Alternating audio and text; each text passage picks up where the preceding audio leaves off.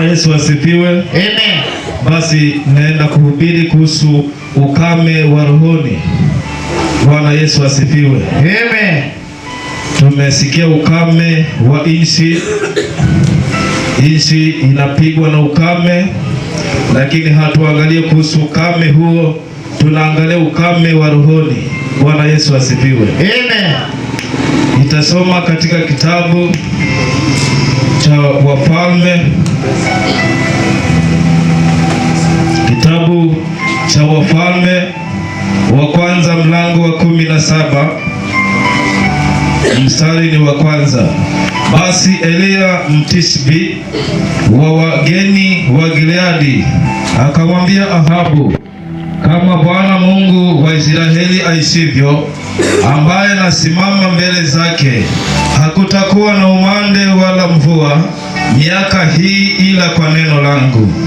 Bwana Yesu asifiwe. Amen. Maandiko asubuhi ya leo inasema ya kwamba Eliya mtumishi wa Mungu nabii akatamka na kusema ya kwamba hakutakuwa na mvua katika nchi hii ila kwa neno langu. Bwana Yesu asifiwe. Amen. Alitamka mara moja na neno la Mungu linasema ya kwamba mvua na umande ukafungika toka siku hiyo mpaka miaka 3.5.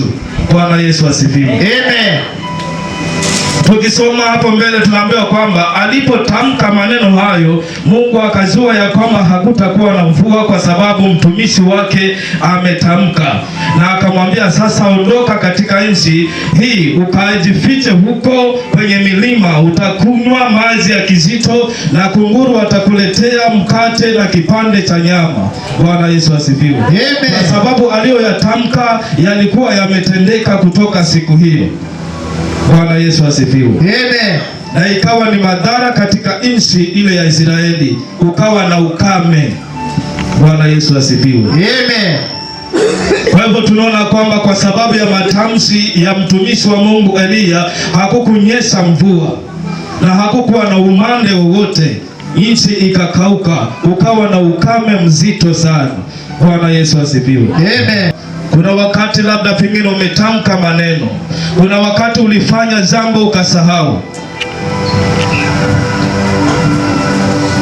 hauna ufahamu mahali umekosea ni wapi. Lakini nakukumbusha asubuhi ya leo, kama kuna neno lolote ambalo umelitamka juu ya maisha yako, hilo ndilo ambalo limefunga baraka na kuna ukame wa kiroho katika maisha yako. Bwana Yesu asifiwe. Kumbuke mahali ambapo ulitamka, mahali ambapo umekosea ni wapi, ili ya kwamba Mungu akaweze kurejesha mvua ya baraka katika maisha yako. Bwana Yesu asifiwe. Mtumishi wa Mungu alisema ya kwamba nimefunga, na akakumbuka ya kwamba amefunga mvua, akabaki miaka 3.5 akijua ya kwamba mvua haitanyesha ila kwa neno lake. Na ikafika wakati alipoona ya kwamba muda umefika, Biblia inasema ya kwamba akaenda kwenye milima akaabudu huko na akaanza kumwomba Mungu arejeshe. Bwana Yesu asifiwe. Maana kama hangelifanya hivyo, mvua haingeshuka, maana alisema ila kwa neno langu. Bwana Yesu asifiwe. Kuna mahali umetamka, Mungu amefunga baraka. Kuna mahali umefanya jambo, Mungu akafunga baraka juu ya maisha yako. Lakini leo kumbuka ni wapi ambapo umetamka, ni wapi ambapo umefanya makosa, ili ya kwamba Mungu akaweze kurejesha baraka wakati utakapotamka. Bwana Yesu asifiwe.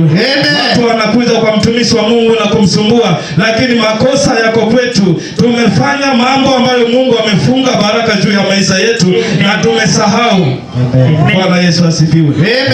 Mtumishi wa Mungu alikumbuka, akajua ya kwamba nimefunga mimi na hakuna umande wala mvua itakayoshuka mpaka mimi nitamke.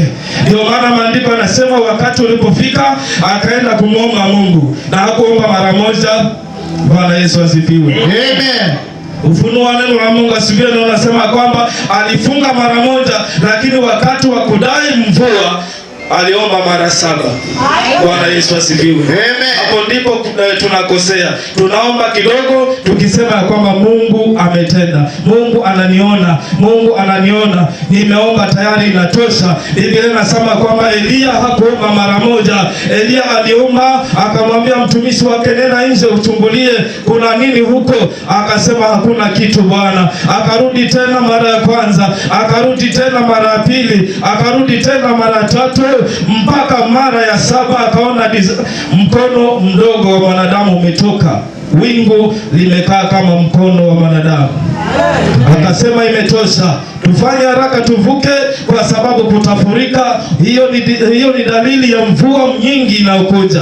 Wakavuka mto. Bwana Yesu asifiwe. Sisi tunaomba mara moja tunakoma. Sisi tunamtafuta Mungu tukisema kwamba anatuona, tunakuwa wavivu wa kuomba. Lakini maandiko yanasema Elia hakuwa mvivu.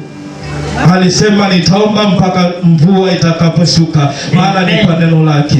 Bwana Yesu asifiwe. Amen. Hosea mlango wa 4 mstari wa 6, maandiko yanasema ya kwamba watu wangu wanapotea, wanaangamizwa kwa kukosa maarifa. Watu wangu wanaangamizwa kwa kukosa maarifa. Nataka nikupatia maarifa asubuhi ya leo, ni kuomba bila kukoma. Bwana Yesu asifiwe.